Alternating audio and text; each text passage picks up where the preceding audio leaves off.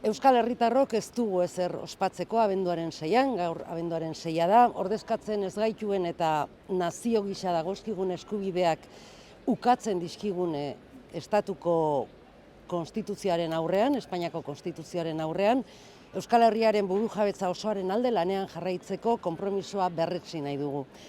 Hoy es 6 de diciembre, Día de la Constitución Española. Euskal Herria Bildu no tiene nada que celebrar en este Día de la Constitución Española. La Constitución se ha utilizado durante décadas para negar la palabra a nuestra sociedad. Está deslegitimada porque no cuenta con el apoyo de la mayoría vasca.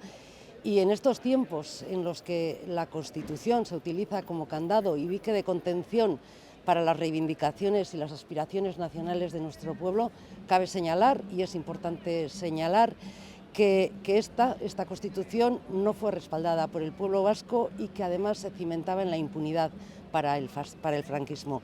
Gaur beraz, ozen esaten dugu ezetz Espainiako konstituzioari eta baietz aske eta berdinen Euskal Errepublika, euskaltzalea, feminista, antifascista eta ekologista eraikitzeari.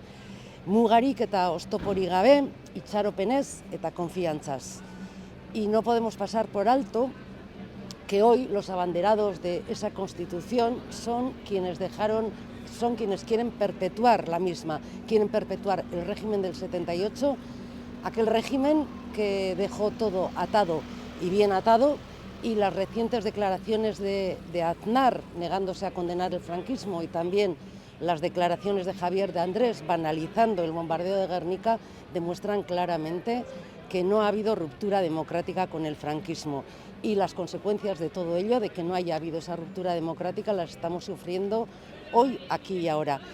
Es incomprensible e inaceptable que haya fuerzas políticas dispuestas a pagar, es incomprensible e inaceptable que haya fuerzas políticas dispuestas a pactar y a llegar a acuerdos con la derecha española. Es una fuerza residual en Euskal Herria y, por si fuera poco además, se muestran complacientes y equidistantes ante sus declaraciones xenófobas y reaccionarias, y es también inaceptable que compren sus marcos haciéndonos creer que hay un PP bueno y un Vox malo, como se ha visto con el tema de la multirreincidencia esta semana en Madrid. No, porque Partido Popular y Vox son parte del mismo bloque reaccionario que supone una amenaza para el futuro de nuestro pueblo, una amenaza para el euskera, que persigue el euskera, tal y como hemos visto también recientemente con el recurso que han presentado a la Ley de Empleo Público. Epaitegietan, euskararen oldarraldia bultzatzen ari direnekin, euskararen kontra ari direnekin, euskararen etsaiekin, frankismoaren oinordekoekin eta Euskal Herriko lehen indar politikoa legezkanpo utzi nahi dutenekin akordioak lortzea onartezina dela, uste dugu. PP eta Voxen artean ez dagoelako inolako ezberdintasunik, eta iraganera eraman nahi gaituzte bloke atzerakoiaren parte direlako.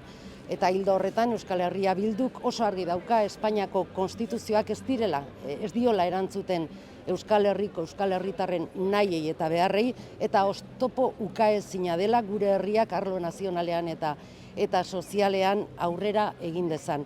Horregatik inoiz baino beharrezkoagoa da jauzi kualitatibo bat ematea, 78tik egiteke dagoen nazioanistasuna aitortzeko eta erregenerazio demokratikoa behingoz martxan jartzeko.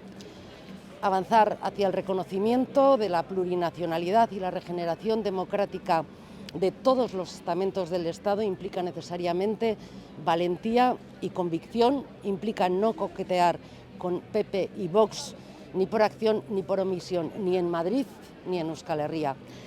Gure nazio izaera ukatzen dutenen aurrean, garaia da eskuin muturrari esparru guztietan irmotasunez aurre egiteko eta Euskal Herriaren eraikuntza nazional eta sozialean urrats sendoak emateko.